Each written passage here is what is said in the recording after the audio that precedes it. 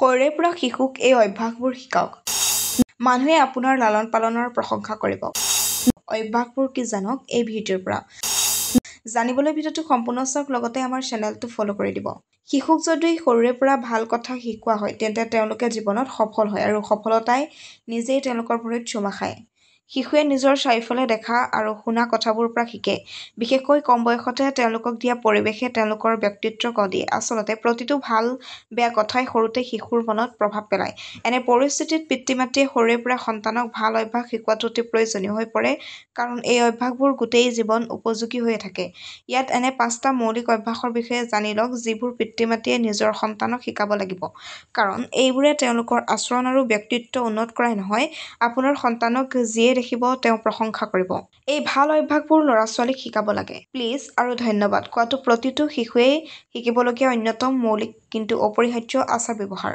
এইবোৰ ক'বলৈ মাত্ৰ 2টা শব্দ, কিন্তু আনৰ প্ৰতি প্ৰশংসা আৰু সন্মান প্ৰকাশ কৰাৰ এক সুন্দৰ উপায়।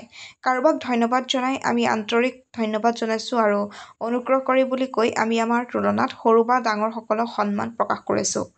পৰিয়ালৰ সৈতে ঘৰত খাদ্য খোৱাই হওক বা পাৰ্টিত ৰাতিৰ আহাৰ খোৱাই হওক, শিশুসকলক টেবুলত আচাৰ ব্যৱহাৰ শিকোৱাটো অতি প্ৰয়োজনীয়। শিশুটিক টেবুলৰ পৰা কঁকাল আঁতৰাই ৰাখিবলৈ শিকাওক, মুখত খাদ্য লৈ কথা নাপাতিবলৈ আৰু লাহে লাহে আৰু নীৰৱে চোবাই খাবলৈ শিকাওক। লগতে খাবলৈ আৰম্ভ কৰাৰ আগতেই তেওঁলোকে টেবুলত বহি থকা সকলো মানুহক পৰিৱেশন কৰিবলৈ অপেক্ষা কৰিব লাগে আৰু যদি আহাৰ খোৱাৰ মাজত উঠিবলগীয়া হয় তেন্তে তেওঁলোকক এক্সকিউজ মি উঠিবলৈ শিকাব লাগে। বয়োজ্যেষ্ঠসকলক সন্মান কৰাটো ভাল আচাৰ-ব্যৱহাৰৰ এক গুৰুত্বপূৰ্ণ দিশ।